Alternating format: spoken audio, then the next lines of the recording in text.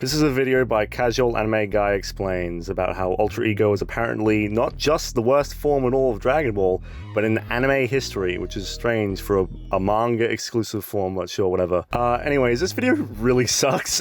Now, surely you'd think for a video like this that's going over why a transformation is apparently so bad, it's even worse than all the other transformations in anime history, maybe they would bring up something like, oh, the writing, how it relates to the character, how it relates to the plot, like all that jazz.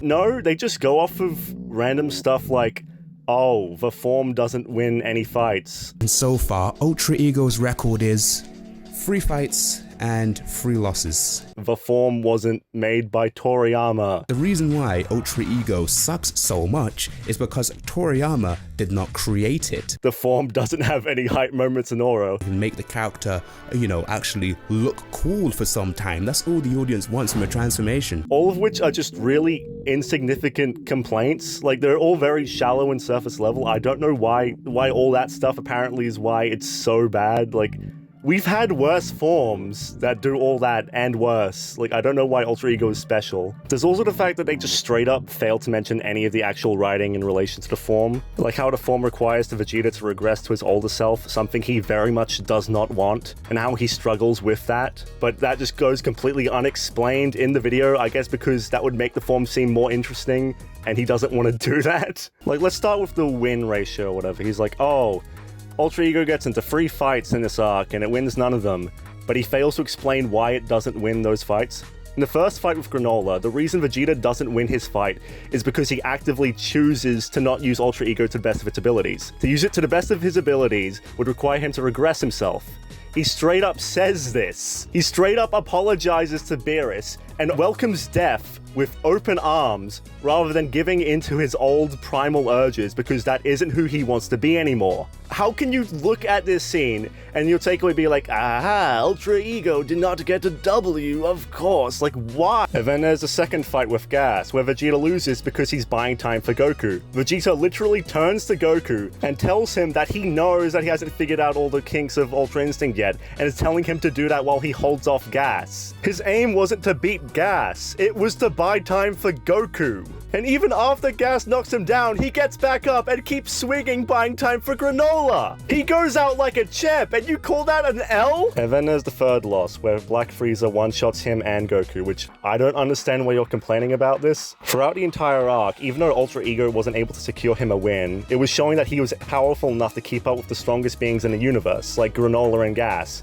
So the fact that Frieza, in his new form, was able to completely take him and Goku out with a single hit is showing just how powerful Frieza's become. Anyway, then he starts talking about the flaws of the form, like the whole Vegeta takes damage and then that gives him more power, whatever, and he complains about that. But also, why is that a bad thing? We've seen several other transformations in the Dragon Ball Super manga be introduced with very obvious flaws, only to see the characters slowly progress to being able to overcome those flaws. Super Saiyan Blue and Ultra Instinct are very prime examples of that. When we're first introduced to Super Saiyan Blue in the manga, it's established that the form drains stamina really quickly. So much so that Vegeta even loses his fight to hit because of this. We then later see Goku whip out Super Saiyan God and overcome this flaw by switching between it and Super Saiyan Blue. Then in the Goku Black arc, we see Vegeta use a better version of this. Then later on, Goku whips out Perfected Blue, overcoming the stamina issues of Super Saiyan Blue. Then in the next arc, Vegeta uses that as well. With each arc, they get better and better at using Super Saiyan Blue, and I like that. I like when forms are given flaws for characters to overcome. It makes it really interesting to see how they develop them. It also helps to make that form much more interesting. He also brings up Ultra Ego's first appearance in comparison to UI's first appearance in the anime, which confuses me. Why not use UI's introduction in the manga instead? Why are you comparing the anime and manga versions of different forms? Probably because UI in the manga doesn't have as much spectacle as the one in the anime. In fact, Perfected Ultra Instinct loses to Jiren in the manga version. Does this mean Ultra Instinct sucks because it lost its first fight in the manga?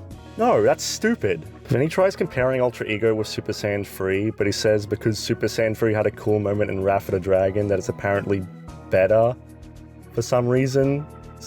First of all, hype moments in Aura does not make a form better than the other. Second of all, I'd argue Super Saiyan 3's flaws are way worse than Ultra Ego's, at least in terms of writing. Goku chose to let Majin Buu live specifically so Trunks and Goten could handle him instead. You know, the children who started bawling their eyes out when they found out Gohan and Vegeta died. The two children who are not nearly powerful enough nor emotionally mature enough to handle a task like this. Let's compare this to Cell arc real quick. In the Cell arc, Gohan was straight up stronger than Goku. Goku's faith in Gohan made much more sense, as well as the fact that Gohan still had tons of untapped potential. And even then, when things looked like they weren't going well, Goku was ready to grab his Senzu Bean and jump back in there to save Gohan from Cell. If his plan in the Buu Saga was because he wasn't powerful enough to take on Buu, as well as the fact all the other strong fighters he could fuse with are dead, as well as the fact he's on a time limit, then that would make sense. Him going with Goten and Trunks would make sense, because that would feel like a desperate plan. It's quite literally the best possible plan he has. But the fact that he could have killed Buu anytime he wanted and intentionally chose to let him live, endangering all of his friends and family for seemingly no reason, that's character assassination. And most of that has to do with the fact Super Saiyan 3 makes him that powerful in the first place. If you remove the form, you remove that issue. You cannot do that with Ultra Ego, because Ultra Ego's mere existence does not create a problem in the plot itself. All of Ultra Ego's fights are either against opponents equally as powerful as him, or ones that are much stronger than him. The only fight he could have won would have been against Granola, but again, that would require him to regress himself, something he does not want to do. Lastly, he brings up the fact Ultra Ego wasn't made by Toriyama. I don't know why he's bringing this up, like as though that apparently makes the form bad on its own. Does that mean Super Saiyan 4 sucks because Toriyama didn't make it? Does that mean all of the Z movies suck because Toriyama didn't make them, including Wrath of the Dragon, the film you were just glazing? There's also the fact that even if Toriyama didn't make Ultra Ego, he still had a heavy hand in the Granola arc.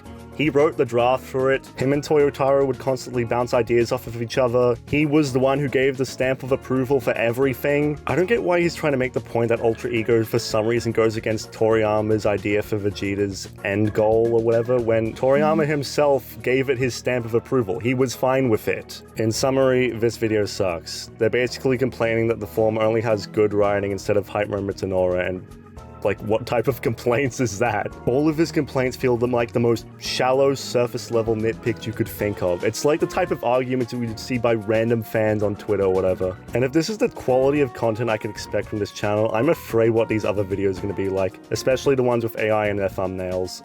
Not cool, dude. Anyways, if you want to watch an actual good video about Ultra Ego, I'd recommend Planet Levels You Don't Understand Ultra Ego. It goes over stuff like the origin of the name, how it relates to Vegeta and his character and whatnot. I think it's really well made. Definitely worth a watch. I'll put a link in the description. Anyways, see ya.